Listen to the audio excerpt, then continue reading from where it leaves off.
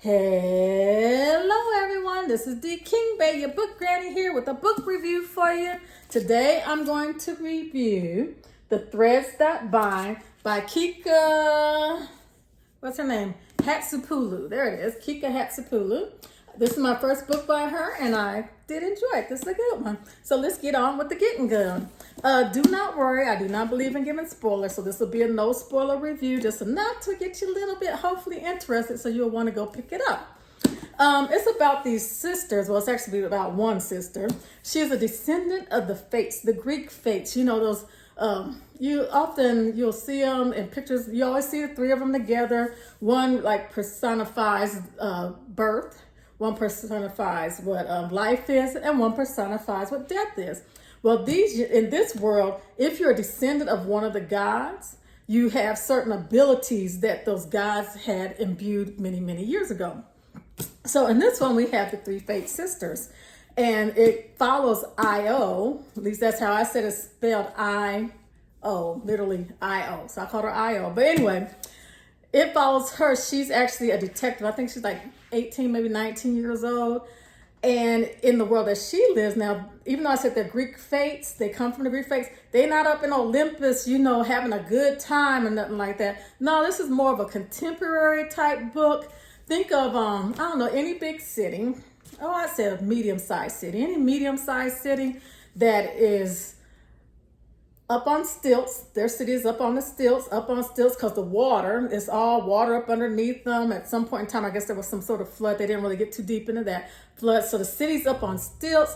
The water is filled with these creatures that can kill you. They have these little teeny tiny catwalks that you could walk across the buildings. They don't seem to believe in railings too much, so don't be taking your kids across them railings is all I'm saying. But anyway, they got these little railings.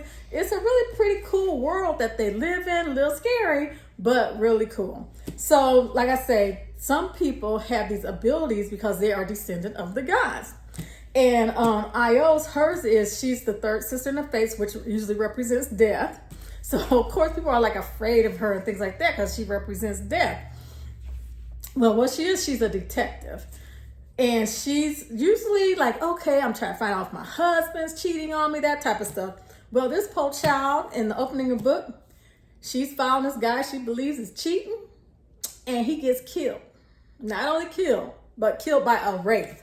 I mean, it's pretty brutal. She hasn't seen anything like that before, of course, because, she's just trying to live her best little life, right? So then, of course, she's trying to solve this murder because wraiths are even crazy to have in their world, okay? This is not something that happens every day, okay? So she goes to try to find out, okay, what is going on? Why is this wraith? The wraith actually kind of tried to get her too, so she's trying to figure out what happened. So this is actually kind of a murder mystery that I really liked. I liked the way they flowed it. They have a subplot, like I said, it has little romantic elements.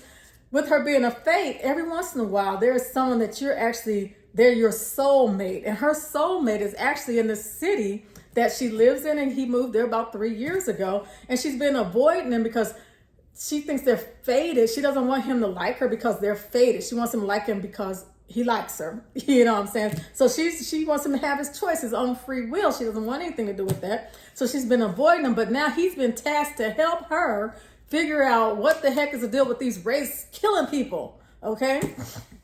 So she gets in all kinds of stuff. They work together trying to solve these crimes. And of course, this is the first book. I don't know if it's a duology or a series, but this is the first book. So, there are going to be more parts to it. So that was it. It is a good book. I do like murder mysteries, as you know. So that's that. Okay, so let's talk about what I didn't like about the book. And then we'll talk about some things that I did like about the book.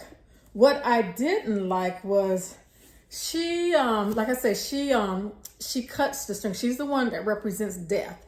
And she's like feeling, I guess you could say, guilty about that. But she's not going around killing people. So I don't quite get that. It's just like everybody looks down. They're afraid of her because she's the one that could cause death. You know what I'm saying? But she's not going around killing people in this book. So she has a lot of things about her and her sisters. So I don't want to get too deep because, like I said, I don't want to give any spoilers, but this book, that's one of the things I like. I guess I got to say the things I like and don't like at the same time. I like that they get into her relationship with her sisters, and you see how it grows and it manifests, and the good, the bad, and the ugly. And she has a lot of issues with her oldest sister, you know, the one who represents birth. So think about it. Her sister is the one who represents the beginnings of things, and Io is the one who represents the end of things. So that's opposite ends of stuff. So of course they're always in conflict, right? So she's feeling guilty and bad the whole book, and her sister have never really gotten along, but she wants a relationship with her. So, you know, I always like it when someone got to build a relationship with somebody. So that was good. What I didn't like, and I think my biggest pet peeve about this book here, is that they had a lot of, I used to say that there were certain books, like for instance, Nora Roberts, love her right now, but sometimes she would get so caught in so much detail that she would tell you, like, let's say you just got somebody walking up a little from the car up to the door to ring the doorbell, and she gonna explain every single little piece of grass and blah blah blah. If you gonna explain that grass better have something to do with something. Well, in this book, she did kind of go a little bit overboard at times. Let's say, for instance, they were talking about the rain. Sometimes it's like acid rain or something like that. But they really never used it. I'm like, wait a minute, y'all got acid rain coming down sometime and y'all just going out there like that? I mean, it's like they'll set something up in the world, but then don't use it. So you shouldn't have gone too much detail about that thing if you're not going to really use it, you know. But like the 3 moons and this, I mean, they're on stilts. There's this giant iceberg they gotta get water from, but they don't really get too much into the whys behind things, or they don't really incorporate them. Like I say, it was a great murder mystery. I like that aspect of it, but the world building, a lot of times they put things out in the world, but then they had you asking questions that they didn't give you enough answer for. So that was my one pet peeve about this. Oh, and another thing, they had the relationship, the little romance relationship that they had in here with the guy that she's tied to with her fate. That was the most awkward relationship I have ever read. It wasn't that they didn't have any spark between them. All they had was this fate thing between them. And I could have dealt with that, but it was the awkwardness. And she even wrote it in an awkward way. And I don't know if she was writing that to make you feel awkward, because I know sometimes I'll write things to have the reader kind of feel what the person that I'm using in the book feels like. And I was like, well, maybe she's doing that, but she went a little bit overboard. She made it a little bit too awkward. If you know, it took the enjoyment out of it. Just like, this is painful to read. I mean, it was just, yeah, they could have skipped that mess. But anyway, don't let that turn you off the book. I hope you don't let that turn you off the book. That just was something that just bothered me. What I liked about the book, like I said, those relationships between her and her sister, how they got there. They have this mob that she has to work with. I liked how that story went along. I mean, they had a lot of little side things, and all of the pieces kind of finally fit together. Once you get around to all that extra description, everything really fit together nicely. I like this book, and I am looking forward to the next issue of the book. I don't know if it's going to be a duology, trilogy, or what, but this first book was good, and I will be picking up the second one. So that's a good thing. So that is that. Pick it up. It's a good book. Okay, so now let's talk about my limited editions. So my limited editions, this is the one that comes from Fairyloot. Can you see it? I'm seeing glare. And this one is from Owlcrate. Okay. Now, the one that I actually like better, I'm going to show you one that I like better first. I'll show you the one I don't like better. Okay, first you'll see they are different sizes. I usually prefer a smaller book, but this is the perfect size. This is a little bit too small. This is the perfect size book for me.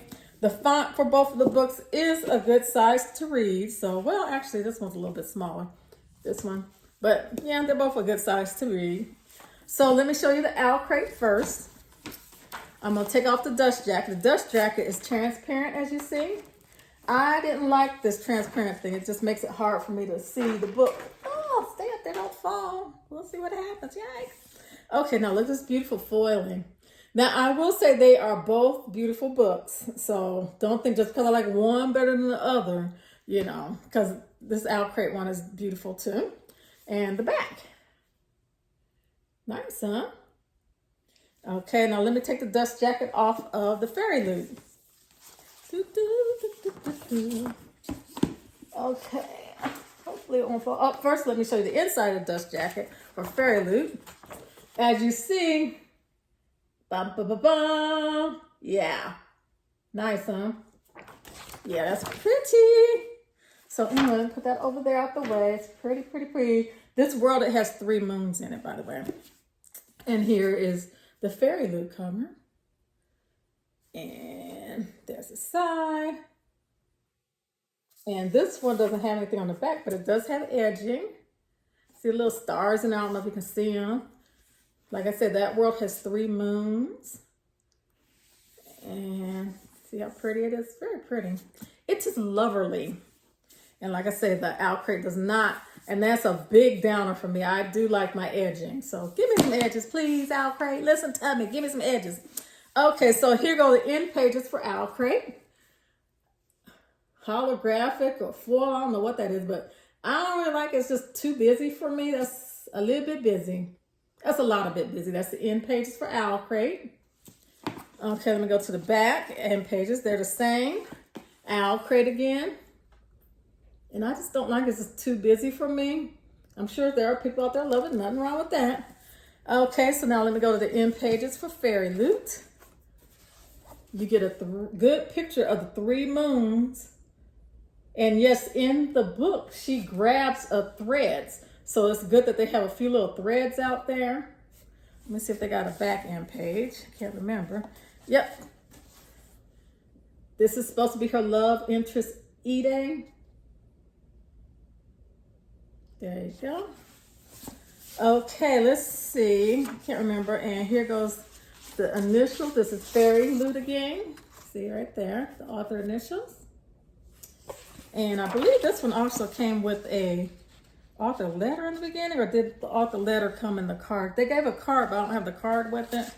The card, usually they bring with the special editions, they give a card with it, with the author letter, or else it's in the book. And I believe it might have been the card. I just didn't put it in the book. So that's my fault.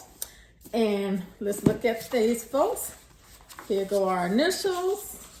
Again, this is Owlcrate and the letter. So if you want to buy one of these, Fairyloot, Owlcrate, go to their website and see if they have any left and go order you one. You're not getting mine. I will eventually be giving away this one, just not today, but I will be giving away my Owlcrate one. Because like I say, I actually have 3 copies because the way I do books, I usually end up with 3 copies at least of a book because I buy the paper, the print, so I can read it. I buy the electronic version because when I go to bed at night, it's dark, so you need light. So of course I got the electronic version to read. And then I also usually, if they have one, I get the audio book so that when I'm walking the dogs, I can also listen. So I'm with the books all the time. That's also probably why I get done so fast with books, because I always have the book. Even when I'm like cooking or walking the dogs, I can also listen. So there are all types of ways to read these books. So yep, that's that. So I hope you enjoyed this little bit that we did. You all have a great day. Oh, I didn't tell you what I'm reading now. I actually just finished reading Only a Hero, Never a Hero. It's only a monster, never a hero. So that's what I just finished reading. So I will, something's in my eye. I will have to give you a review on that, and maybe in a week or so, because I've noticed I like to let it ruminate for a little while before I actually give them reviews. So I'll catch you in a week with those. You guys have a great day. Bye.